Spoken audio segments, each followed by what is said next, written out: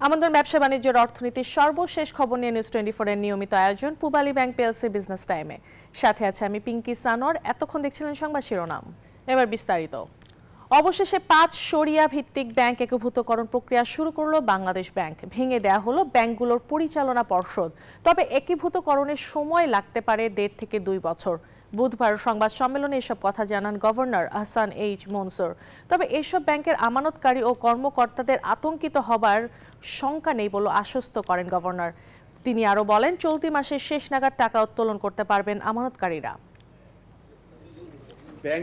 বুধবার দুপুরে 5 ব্যাংকের পরিচালনা পর্ষদ ভেঙে দিয়ে চিঠি দেয় বাংলাদেশ ব্যাংক। আনুষ্ঠানিক ঘোষণার পর আজ থেকে প্রশাসকরা দায়িত্বরত ব্যাংকে অফিস শুরু করেছেন। এর মধ্য দিয়ে আনুষ্ঠানিকভাবে শুরু হলো শরিয়া ভিত্তিক 5 ব্যাংকের একীভূতকরণের প্রক্রিয়া। বুধবার সংবাদ সম্মেলনে গভর্নর জানান, প্রশাসকরা ব্যাংকগুলোর ব্যবসায়িক কার্যক্রম পরিচালনা, আইটি সিস্টেমের নজরদারি ও ব্যাংকগুলোর আর্থিক পরিস্থিতি নিয়ন্ত্রণের কাজ করবে। এর মাধ্যমে প্রশাসকরাই মূলত এগিয়ে নিয়ে যাবেন একীভূতকরণের প্রক্রিয়া। বোর্ডটা ডিসলভ হবে যে সেই লেটারটা একটা ফর্মাল চিঠি সেখানে পাঠানো হয়েছে বিআরপিটির মাধ্যমে, একটা ডিপ্লয়মেন্ট অফ টেম্পোরারি যেটা অ্যাডমিনিস্ট্রেশন, সেই চিঠিটা ব্যাংকে দেওয়া হয়েছে আজকে। ব্যাংকের আমানতকারী ও কর্মকর্তাদের আতঙ্কিত না হওয়ারও আহ্বান জানিয়েছেন গভর্নর মনসুর। বলেন, চলতি মাসের শেষে আমানতের টাকা তুলতে পারবেন গ্রাহকরা, তবে অতি প্রয়োজন ছাড়া টাকা না তোলার আহ্বান জানান তিনি। তবে যারা এই 5 ব্যাংকের শেয়ার ক্রয় করেছেন তাদের বিষয়ে আরও সতর্ক হয়ে পুঁজিবাজারে বিনিয়োগের পরামর্শ দেন তিনি। যখন মার্জার হয়ে যাবে তখন আমরা লিকুইডিটি সাপোর্ট দিতে পারবো, সরকার থেকে লিকুইডিটি সাপোর্ট দিতে পারবে এবং সেই টাকা তখন আমাদের যে 75 লাখ এখানে ডিপোজিটার আছে তাদের কাছে আমরা পৌঁছে দিতে পারবো। এই পর্যায়ে আমরা কোনো ধরনের লে অফ ইত্যাদি কোনো চিন্তা ভাবনা করা হচ্ছে না। যে জনবল আছে সেটা অতিরিক্ত হলেও আমরা 750 ব্যাংকের যে নেটওয়ার্ক, এই 5টা ব্যাংকের যে 750 ব্রাঞ্চ নেটওয়ার্ক আছে সেগুলোর মাধ্যমে আমরা এটাকে রিডিপ্লয় করতে পারবো। গভর্নর বলেন, দেশের আর্থিক খাতের উন্নয়ন ও 75 লাখ গ্রাহকের স্বার্থ রক্ষায় ব্যাংকগুলো একীভূত করা হচ্ছে। এতে আগামী সরকারও উপকৃত হবেন বলে আশা করেন তিনি। আইটি সিস্টেমের ইন্টিগ্রেশন এবং মিনা ফিরদাউস, নিউজ 24, ঢাকা। বাংলাদেশে ই-কমার্স খাত এখন আর শুধুমাত্র অনলাইন শপিং এ সীমাবদ্ধ নয়, এটি এখন পূর্ণাঙ্গ ডিজিটাল ইকোসিস্টেম, যার অন্যতম চালিকা শক্তি দেশের বৃহত্তম অনলাইন মার্কেটপ্লেস দারাজ বাংলাদেশ। প্রতিষ্ঠানটি আবারও নিয়ে আসছে দারাজ 1111। বিস্তারিত জানাচ্ছেন সামিয়া মাহতাব রোজা। মা, এখন তো সব চেঞ্জ করে ফেলো, 1111 চলে এসেছে। কোটি টাকার ডিসকাউন্ট এখন কে দেয়? কেন, রিয়েল বস তো ঠিকই দিচ্ছে। অষ্টমবারের মতো দারাজ নিয়ে আসছে বছরের সবচেয়ে বড় এবং প্রতীক্ষিত বিক্রয় উৎসব দারাজ 1111 দ্য রিয়েল বস। এই মেগা ক্যাম্পেইনটি শুরু হবে 10 নভেম্বর রাত 8টা থেকে, যা 21 নভেম্বর পর্যন্ত টানা চলবে। প্রায় 2 সপ্তাহ ধরে ক্রেতারা এই উৎসব উপভোগ করতে পারবেন। গ্রাহকরা ফ্ল্যাশ সেল ও মেগা ডিলে সর্বোচ্চ 80% পর্যন্ত ছাড় এবং হট ডিলে 75% পর্যন্ত মূল্যহ্রাস উপভোগ করতে পারবে। বিশেষ আকর্ষণ হিসেবে থাকছে মাত্র 11 টাকা, 111 টাকা, 1111 টাকা এবং 11111 টাকার মতন আকর্ষণীয় সব ডিল।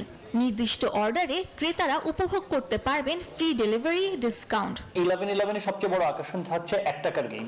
এই 1 টাকার গেমটা আসলে বাংলাদেশে খুবই ফেমাস। ম্যাক্সিমাম 11,111 টাকা পর্যন্ত মানুষ ডিসকাউন্ট পাবে, আর প্রিপেমেন্টে পেমেন্ট পার্টনারদের 20% ডিসকাউন্ট তো থাকছেই। একদিনে প্রায় 5 লাখ অর্ডার ক্যাটার করার মতো ক্যাপাসিটি আমাদের আছে। আমাদের এভারেজ ডেলিভারি টাইমলাইন এখন 3.5 দিন সারা বাংলাদেশে। ঢাকায় আমরা সেম ডে ডেলিভারি বা একদিনও ডেলিভারি করি। বাংলাদেশের যে ক্ষুদ্র উদ্যোক্তা আছে তাদেরকে কিন্তু এই প্ল্যাটফর্মে আসলে ডেভেলপ করার সব রকম প্রচেষ্টা চালাই। ক্রেতাদের কেনাকাটার আনন্দ বহুগুণ বাড়াতে থাকছে আকর্ষণীয় 1 টাকা গেম। এই গেমে বিনামূল্যে অংশগ্রহণ করে বিজয়ীরা জিতে নিতে পারবেন Royal Enfield Hunter 350 bike, Sri Lanka couple trip, Rivo e bike সহ আরো অনেক মূল্যবান পুরস্কার।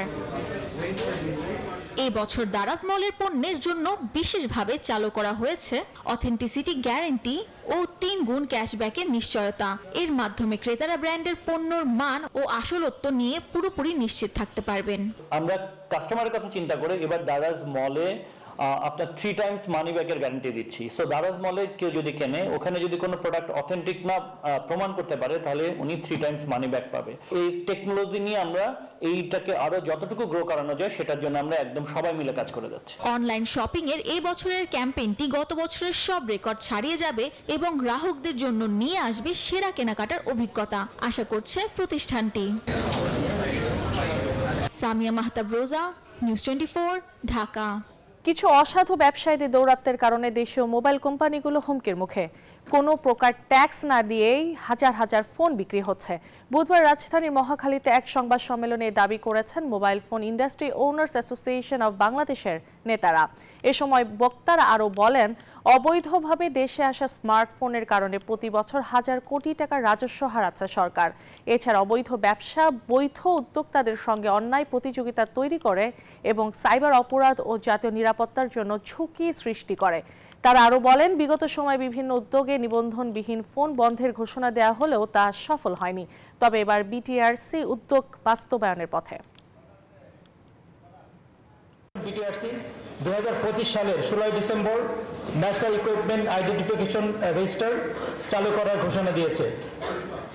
এর মাধ্যমে অবৈধভাবে আমদানিকৃত ও নিবন্ধনবিহীন ফোন দেশে ব্যবহার করা যাবে না।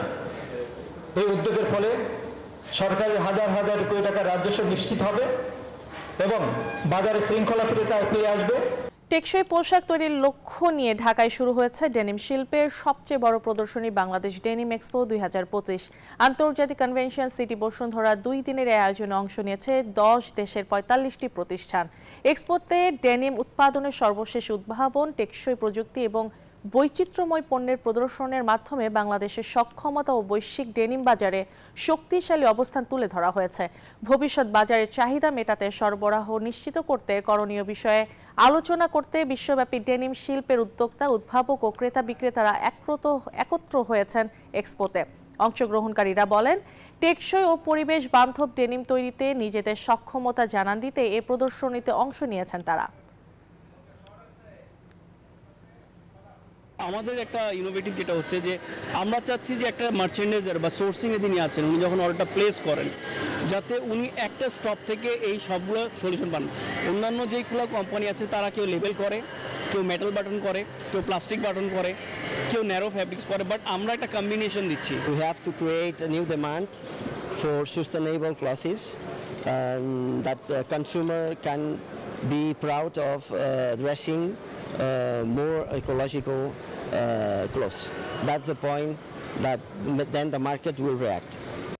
মূল্যসূচকের পতনে লেনদেন শেষ হয়েছে ঢাকা ও চট্টগ্রামের পুঁজিবাজারে। এছাড়া অধিকাংশ কোম্পানির শেয়ার দরও কমেছে, তবে টাকার অঙ্কে লেনদেন বেড়েছে উভয় বাজারে। বুধবার সপ্তাহের চতুর্থ কার্যদিবস শেষে ডিএসইতে সবকটি সূচকের মান কমেছে।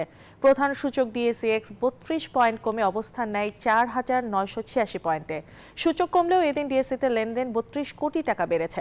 এছাড়া হাত বদল হওয়া শেয়ার ও মিউচুয়াল ফান্ড ইউনিটের মধ্যে দাম বেড়েছে 70টির, কমেছে 267টির এবং অপরিবর্তিত রয়েছে 63টি কোম্পানির শেয়ারের দাম। অন্যদিকে দেশের অপর পুঁজিবাজার সিএসইতে সার্বিক সূচক সিএসপিআই 105 পয়েন্ট বেড়েছে, তবে সূচক কমলেও লেনদেন প্রায় 5 কোটি টাকা বেড়েছে। দ্রুত টঙ্গী আব্দুল্লাহপুর সেতু নির্মাণের দাবিতে সংবাদ সম্মেলন করেছে টঙ্গী বাজারের ব্যবসায়ী ও সাধারণ মানুষ। সকালে ঢাকা রিপোর্টার্স ইউনিটে সংবাদ সম্মেলন করেন তারা। বক্তারা বলেন, সেতুর অভাবে সময় নষ্ট, অতিরিক্ত ভাড়া, যানজট সব মিলিয়ে মানুষের জীবনে অকল্পনীয় ভোগান্তি তৈরি হয়েছে। তারা সরকারের প্রতি দ্রুত স্থায়ী সেতু নির্মাণের আহ্বান জানিয়ে বলেন, এ সমস্যা সমাধান না হলে ঢাকা ময়মনসিংহ রাস্তায় বিক্ষোভ সমাবেশ শুরু করে ঢাকার সাথে উত্তরাঞ্চলের যোগাযোগ বন্ধ করে দেয়া হবে বলে হুঁশিয়ারি দেন বক্তারা।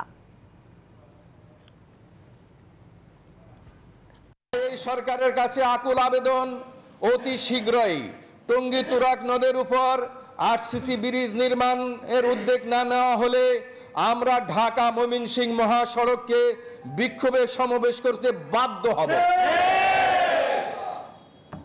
এমনকি ঢাকার সঙ্গে উত্তরবঙ্গের সকল প্রকার যানবাহন চলাচল করে দেওয়া হবে, বন্ধ থাকবে। আর এই ছিল পূবালী ব্যাংক পিএলসি বিজনেস টাইমে এখনকার মতো আয়োজন। এতক্ষণ সাথে থাকার জন্য ধন্যবাদ সবাইকে।